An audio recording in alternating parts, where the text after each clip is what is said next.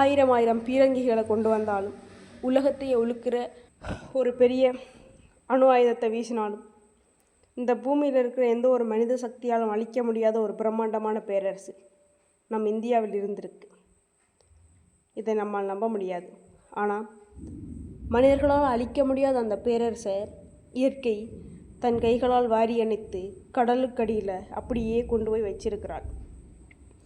பல நூற்றாண்டுகளாக காவியங்களாகவும் கதைகளாகவும் மட்டுமே வாழ்கிறது என்று உலகத்தாரால் கேலி செய்யப்பட்ட ஒரு இந்தியாவின் ஆகச்சிறந்த தங்க நகரம் துவாரகை. இந்தியாவின் குஜராத் கடற்கரைக்கு அடியில் அரபிக்கடலின் பல 100 அடி ஆழத்தில் அமைதியாக தூங்கிக் கொண்டிருக்கும் இந்த மர்ம பேரரசை பற்றி நவீன கடலடி ஆராய்ச்சியாளர்கள் ஆய்வு செய்தபோது ஒட்டுமொத்த உலகத்து வரலாற்று புத்தகங்களையும் மாற்றி எழுத வேண்டிய திடுக்கிற உண்மைகள் நிறைய வெளியில் வந்திருக்கு. 9000 ஆண்டுகள் பழமையான ஒரு நகரம் எப்படி கடலுக்கு அடியில் இப்பயும் சிதியாமல் இருக்குது. இந்த இந்தியாவின் ஆகச்சிறந்த கடலடி பேரரசின் ரகசியங்களை தான் நாங்கள் இந்த வீடியோவில் பார்க்க போகிறோம். விந்தையை உங்களை உறைந்து போக செய்யும். கடந்த சில தசாப்தங்களுக்கு முன்பு வரை மேற்கத்திய நாட்டு வரலாற்று ஆசிரியர்கள் இந்திய வரலாற்றை மிக குறைத்து மதிப்பிட்டு வந்தார்கள். துவாரகை என்ற ஒரு நகரம் இருந்தது, அது கடலுக்கடியில் மூழ்கினது, எல்லாம் வெறும் கற்பனை அப்படின்னு தான் சொல்லி வந்துச்சுன்னா.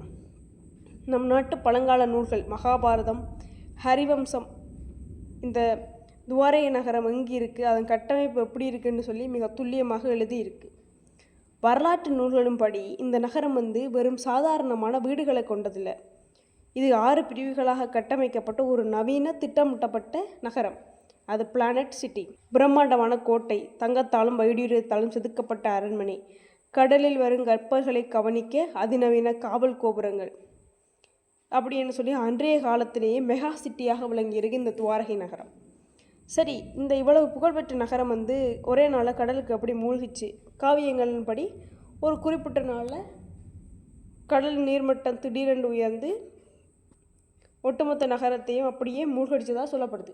இந்த கூட்டை நிரூபிக்க இந்திய கடல்சார் தொல்லியல் துறை களமிறங்குது. அப்போது தான் உலகம் வாயடைத்து போன அந்த விசித்திரமான விஷயம் அரங்கேறி இருக்கு. 1980 இந்தியாவில் புகழ்பெற்ற தொல்லியல் துறை விஞ்ஞானியான டாக்டர் SR ராவ் தலைமையிலான குழு குஜராத்தில் துவாரகை கடற்கரையில் அதிநவீன சோனார் கருவிகளை பயன்படுத்தி தேடுதல் வேட்டையை தொடங்கியிருக்கு. அரபிக்கடலுக்கு அடியில் சுமார் 30 முதல் 40 அடி ஆழத்தில் அவை தேடின போது அங்கே பாசி மற்ற கடல் தாவரங்களால் மூடப்பட்ட பிரம்மாண்டமான கல்சுவர்கள் வரிசையாக இருப்பதை பார்த்திருக்கிறோம். சாதாரண பாறையில் மனிதர்களால் செதுக்கப்பட்டு ஒன்றோடு ஒன்று கச்சிதமாக பொருத்தப்பட்ட பிரம்மாண்டமான கோட்டை சுவர்கள். மேலும் அந்த ஆழத்துக்கு போய் தேடாக கப்பல்களை கட்டி போகிறதுக்கு பயன்படுத்தப்பட்ட டன் எடையுள்ள முக்கோண வடிவ கல் நங்கூரம், பழங்கால நாணயம், மண்பாண்டங்கள், மற்றது மகாபாரதத்தில் குறிப்பிட்டது போன ஒரு அரிய முத்திரை எல்லாத்தையுமே அவை எடுத்திருக்கணும். இந்த முத்திரையில் 3 தலை கொண்ட விசித்திரமான விலங்கு உருவம் இருந்திருக்கு.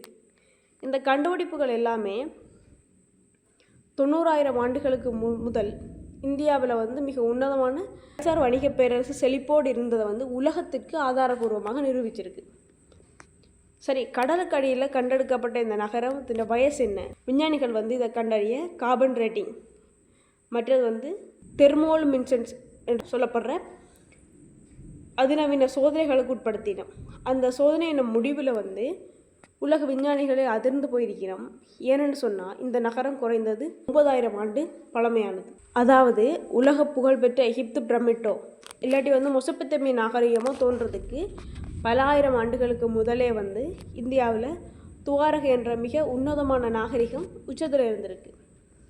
இதற்கிடையில் விண்வெளி ஆராய்ச்சி நிறுவனமான நாசா செயற்கைக்கோள் வரைபடங்களை ஆராய்ஞ்சிருக்கு.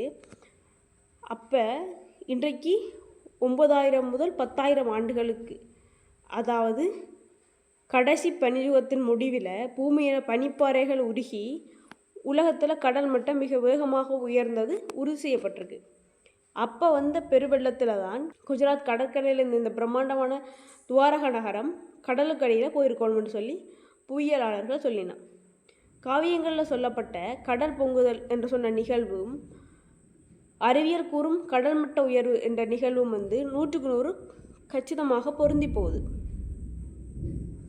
கதையாக மட்டுமே பார்க்கப்பட்ட துவாரகை இப்போ கடலுக்கடியில் இந்தியாவின் பெருமையாக மறக்க முடியாத உண்மையாக வீற்றிருக்கு.